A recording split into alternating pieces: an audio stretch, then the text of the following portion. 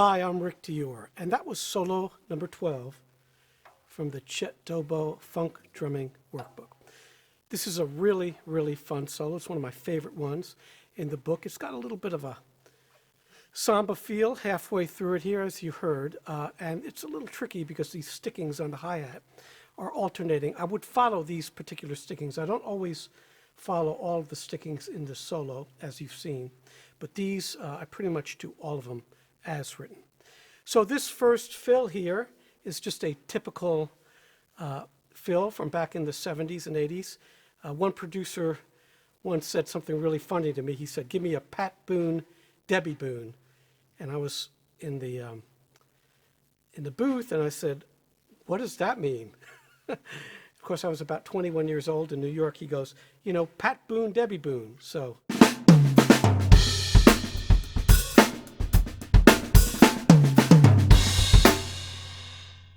that was one of the big fills from back then. Kind of a stock fill, and there's lots of those. You know, the one.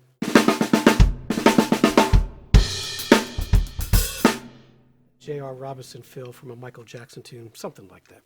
Anyway, this fill is like that. So 1, 2, and that's what you got. Okay, so kind of a pop funk fill there. And then this first section's pretty simple. Just make sure those open hi-hats are really clear.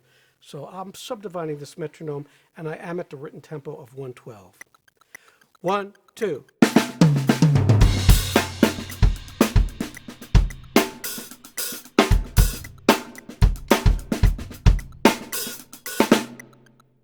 So that's your first little funky groove there. A little bit of a Clyde Stubblefield in there, for sure. And the cymbal crashes should not be too loud, so don't really smack it. Just kind of touch it.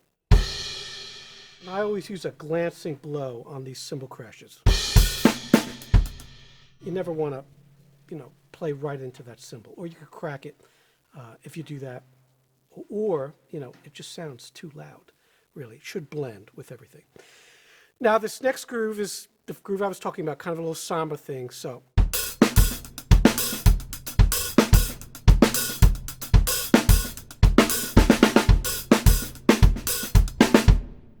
sort of a little funk samba there. And if we did the samba bass drum, the generic samba bass drum,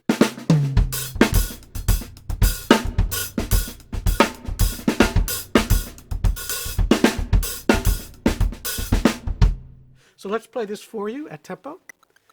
1, 2, 3.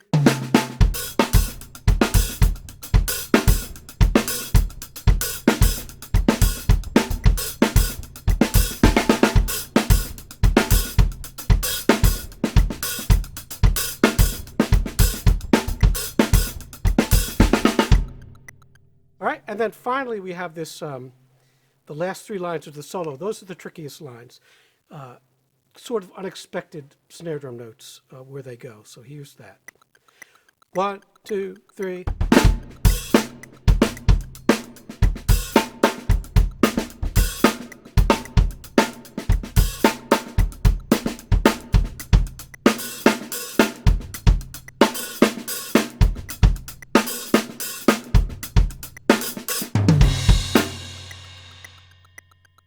Be careful at the end of that phrase, you got those 2 hi-hat bars. And then back to the beginning. They need to be very clear. So that's pretty much solo number 12. I would definitely do it at tempo. This one feels great at that tempo. You can do it a couple clicks faster, a couple clicks slower, but it feels good. And this is not one to bounce or shuffle or do that kind of jazz feel I've done on some of the others. This should be played very straight. Definitely suggest subdividing the metronome. So hope you enjoyed this, and we'll be back soon with solo number 13.